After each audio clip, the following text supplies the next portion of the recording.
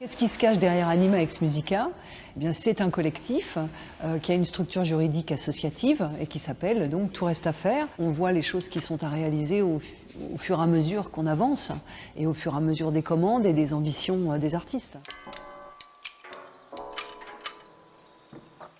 Nous avons tout naturellement eu envie de participer à cette aventure en donnant quelques parties d'instruments que l'on avait ou des instruments que l'on considère déclassés parce qu'ils ont un petit défaut qui ne correspond pas à notre standard qualité ou ils ont subi un choc. Et c'était pour nous formidable d'imaginer que ces instruments allaient avoir une seconde vie. Le partenariat avec Anima Ex Musica consiste à transporter les insectes d'un lieu d'exposition à un autre et un retour sur les usines Paprec quand ils ne sont pas en exposition via les camions de l'usine du groupe Paprec.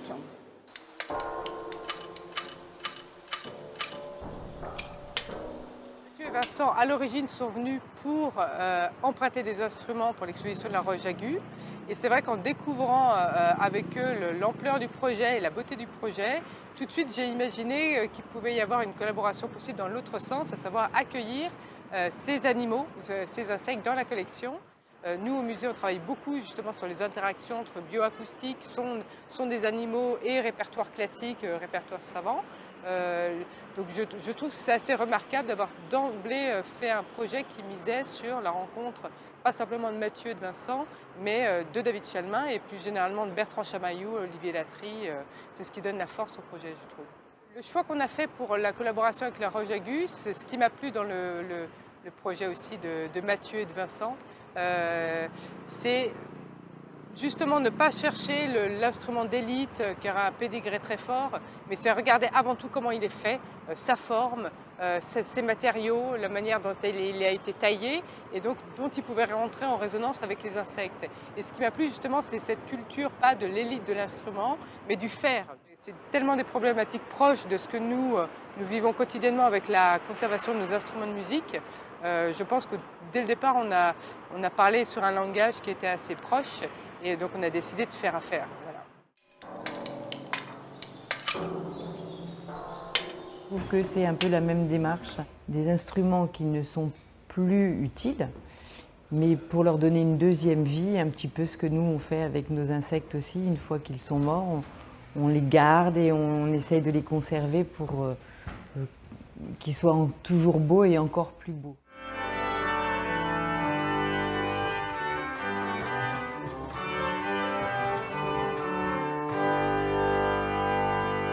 Ce qui m'a marqué quand je les ai vus pour la première fois, c'était l'imagination débordante, en fait. Comment un instrument comme un harmonium ou comme, je sais pas quoi, un instrument à cordes peut devenir un insecte, c'est quand même fabuleux. Surtout l'exploitation de tous les éléments.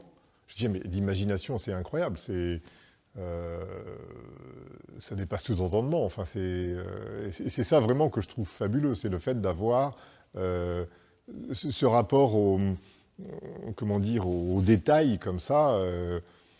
Qui pourrait imaginer qu'une guitare puisse se transformer en insecte, par exemple? Enfin, c'est vraiment...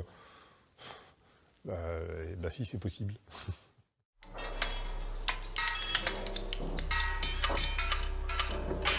Mathieu Desailly, je connaissais déjà son boulot avant, puisqu'il faisait les affiches pour Bourges.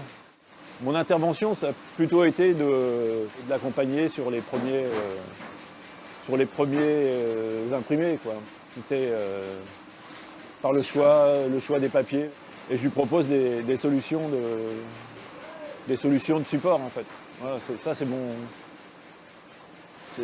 mon boulot. Après, la forme, c'est lui, quoi.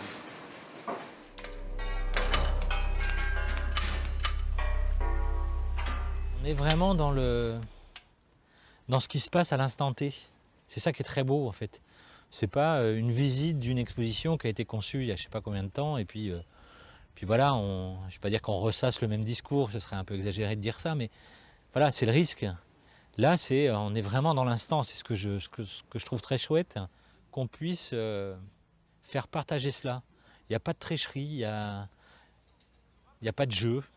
C'est, voilà, ils sont ce qu'ils sont à ce moment-là, avec les moments de réussite, les moments de joie, les moments de fulgurance, et puis les moments de découragement, de doute. Je trouve ça mais magnifique, quoi, absolument magnifique. Et d'autant plus magnifique qu'ils le donnent à partager, quoi. Ça, c'est... voilà, si on dit que c'est pas du spectacle vivant, ben, écoutez, je veux bien débattre.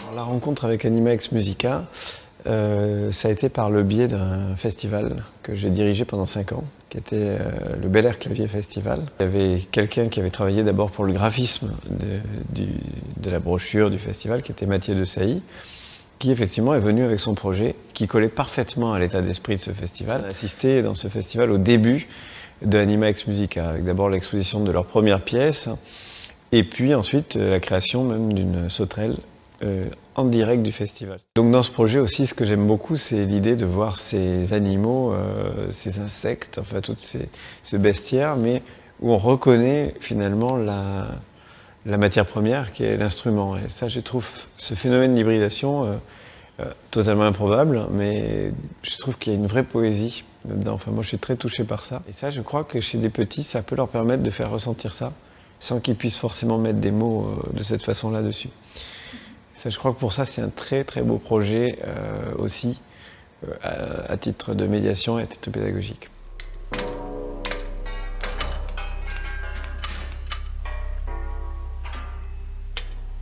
Mon travail pour Anima Ex Musica consiste à apporter des éléments scientifiques, biologiques sur les insectes ou les arthropodes en général qui les ont inspirés pour chacune des pièces qu'ils fabriquent. C'est l'occasion finalement de diffuser un peu de connaissances sur ces organismes qui sont généralement à la fois mal connus et mal aimés du grand public.